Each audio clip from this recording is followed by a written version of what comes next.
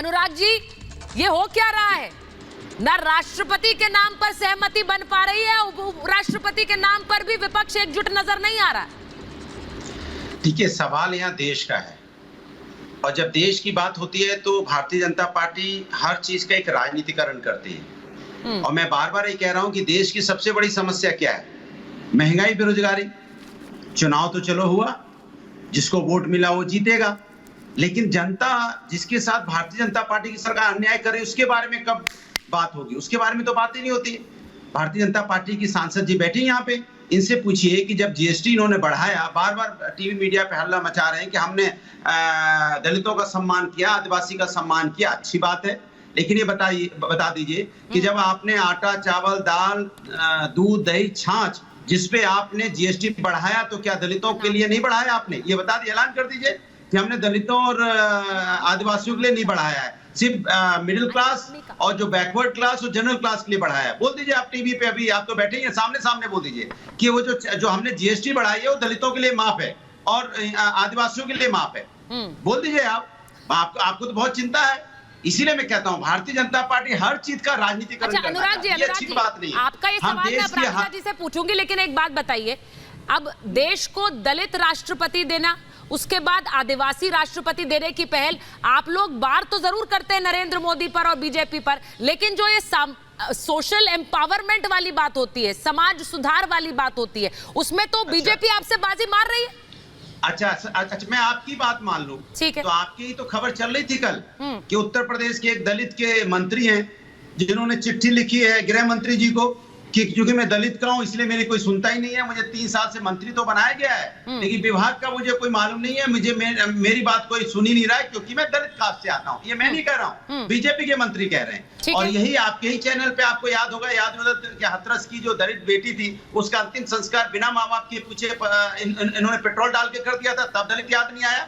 जब दलित बच्ची के साथ उन्नाव में अन्याय हुआ तब इनको दलित नहीं याद आया। तो सवाल ये उठता है, इनको दलित कब याद आता है? तो जब इनको राजनीतिक एंगल से देखना होता है, सत्ता के एंगल से देखना होता है। ठीक है, मैं अपराजिता जी से सवाल पूछूंगी, लेकिन आज के दिन तब ये नहीं याद आता। अनुराग जी, आज के दिन अगर द्रौपदी मुर्मू राष्ट्रपति बन रही हैं तो ये तो कहा जाएगा कि आपने समर्थन नहीं किया उनके नाम का, ये तो कहा जाएगा। मैं एक बार मैं सीधे उनके गांव चली जाती हूँ, एक बार अपराजिता जी भी सुन लेंगी, क्योंकि वहां मेरी सहयोगी है अनामिका। एक बार मैं वहां ले जाना चाहती हूँ क्योंकि सर लगातार जश्न की तस्वीरें आ रही है। अनामिका, जरा वहां से तस्वीरें भी दिखाइए और ये बात जरा लोगों तक पहुंचनी चाहिए।